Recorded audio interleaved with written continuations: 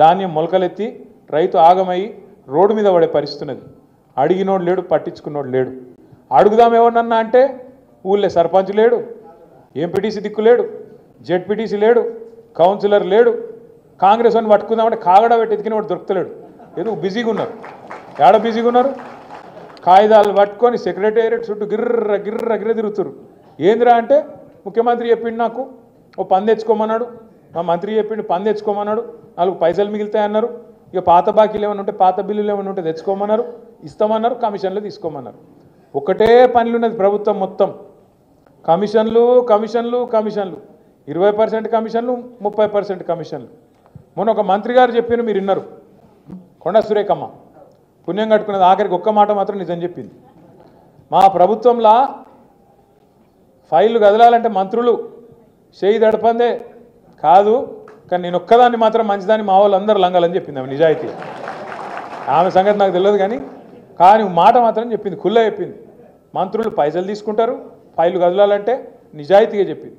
ఇంకో తమ్ముడు ఉన్నాడు ఎమ్మెల్యేగా మహబూబ్నగర్, ఆయన కుల్లా చెప్పిండు, కాంగ్రెస్ ఎమ్మెల్యే 30% కమిషన్ తీసుకుంటాను మా మంత్రులని. ఇక ఆఖరికి కాంట్రాక్టర్లు వచ్చి సెక్రటేరియట్లో ధర్నా పెట్టిండ్రు. ఉప ముఖ్యమంత్రి బట్టి విక్రమార్క ఛాంబర్ ముంగట 20% కమిషన్ 30% కమిషన్ నీకిస్తే మాకేం మిగులుతుందిరా భయ్ అని చెప్పి వాళ్ళు. ఇదంతా ఎందుకు చెప్తున్నా అంటే ఇక కమిషన్ల లొల్లి మొత్తం ఊరూరికి పోయింది, గ్రామ గ్రామానికి పోయింది, మనిషి మనిషికి పోయింది. వీళ్ళంతా కుంభకోణాలు ఎంత దోపిడీ చేస్తున్నారో ఈ 16-17 నెలలనే బిల్డర్లను, కాంట్రాక్టర్లను, ఆఖరికి చిన్న చిన్న నాయకులను ఎవ్వని వదలకుండా తాట తీస్తున్నారు, కమిషన్లు తింటున్నారు అనే మాట తెలిసినాక మరి పబ్లిక్ మైండ్ డైవర్ట్ చేయాలి కదా. అందుకే ముఖ్యమంత్రి ఏం చేసిండు, కేసీఆర్ గారికి కమిషన్ నోటీసులు, ఏది కాళేశ్వరం కమిషన్ నోటీసులు నిన్నో కథ. ఇక అది రాగానే మిగతాన్ని మరుగున పడతాయి. కేసీఆర్ అంటే మొన్న ఎట్లుంటుందో వరంగల్ చూసిరు కదా, మీరు చూసిరు, వచ్చిరు అందరూ. కేసీఆర్ కదిలితే మొత్తం మళ్ళీ తెలంగాణ సమాజం అంతా అక్కడికి వచ్చి వరంగల్కి వచ్చి చరిత్రలో చూడని ఒక అద్భుతమైన మీటింగ్ అద్భుతంగా విజయవంతం చేసినందుకు నిర్మల్ జిల్లా నాయకులకు, నిర్మల్ తాలూకా నాయకులకు కూడా మనస్ఫూర్తిగా ధన్యవాదాలు చెప్తున్నాను.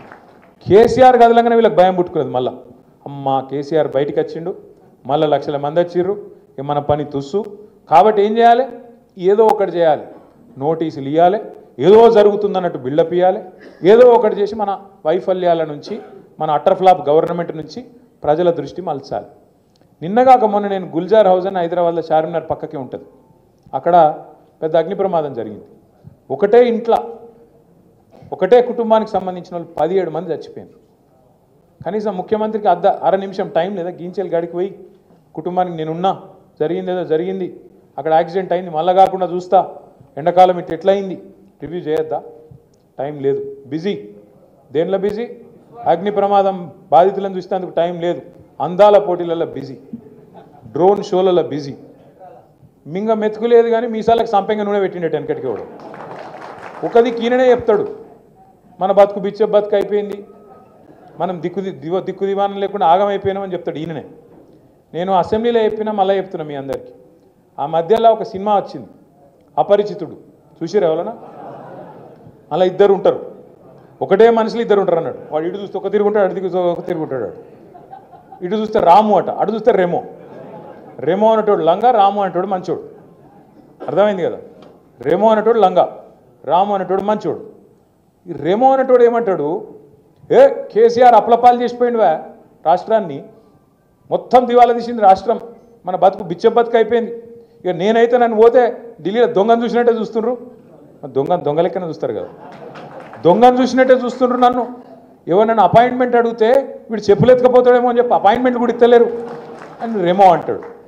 ఏది నాకు అప్పే ఉడతలేదు అని రెమో.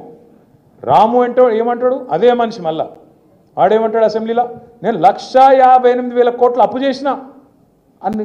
అదే రేవంత్ రెడ్డి రాము రూపంలో అసెంబ్లీలో నేను 1,58,000 కోట్ల అప్పు 16 నెలల్లో చేసిన అంటాడు. కేసీఆర్ గారు 10 ఏళ్లలో సంవత్సరానికి 40,000 కోట్ల అప్పు చేస్తే అదే తప్పట. కానీ రేవంత్ రెడ్డి గారు సంవత్సరంలో 1,60,000 కోట్ల అప్పు చేస్తే అది తప్పు కాదట.